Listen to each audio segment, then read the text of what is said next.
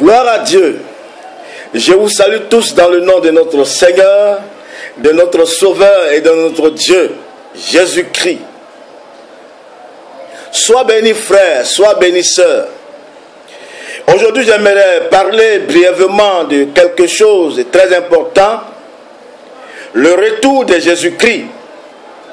Mais en même temps, parler surtout de si Jésus-Christ tardait à venir, quel sera ton comportement, quelle sera ta vie, comment mèneras-tu ta vie, que feras-tu? Il faut dire que dans ces temps-ci, nous entendons des gens être précis sur le retour de Jésus-Christ. J'ai entendu quelque part que ce serait en septembre. Il faut dire qu'avant ces gens-là, d'autres personnes aussi convaincues qu'elles ont donné des dates précises sur le retour de Jésus-Christ. Mais vous êtes sans ignorer que eux tous se sont trompés, et tous ont menti, et tous n'ont pas dit la vérité.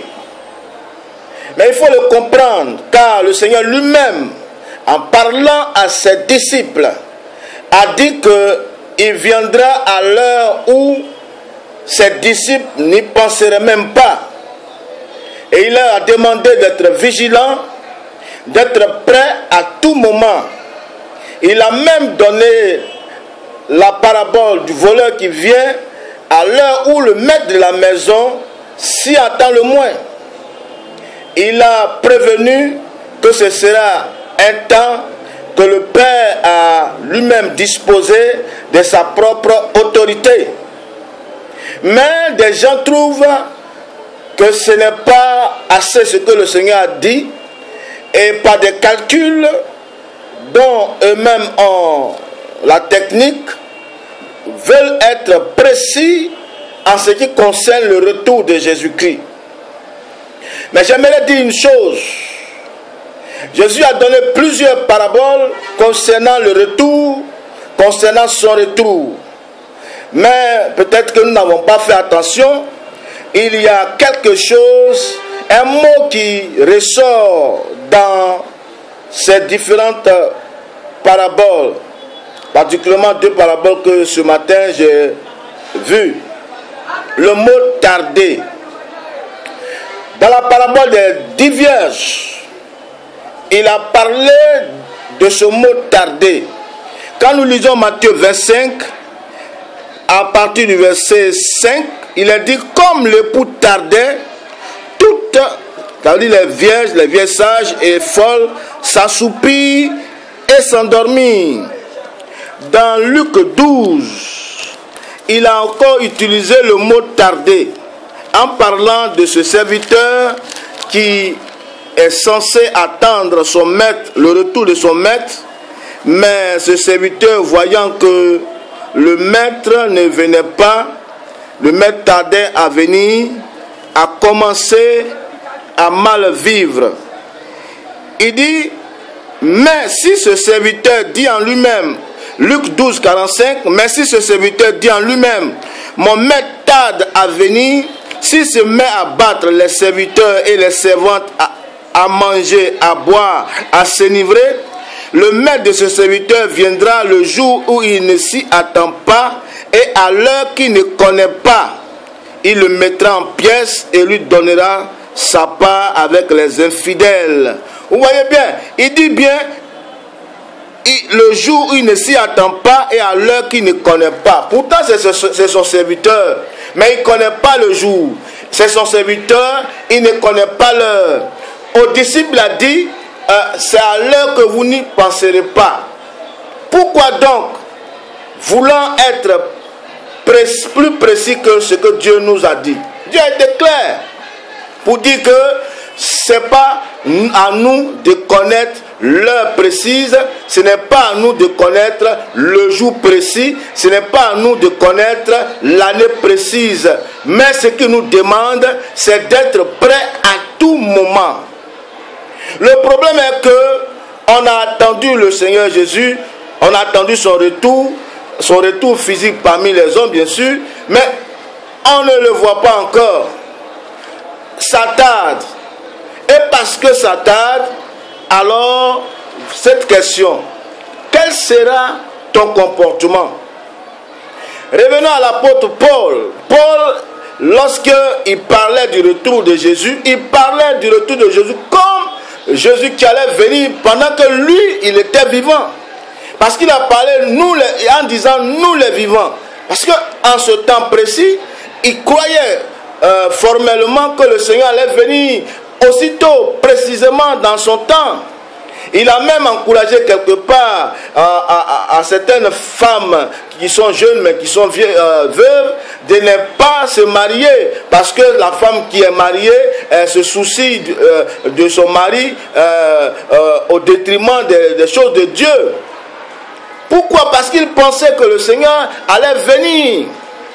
Mais il n'est pas venu.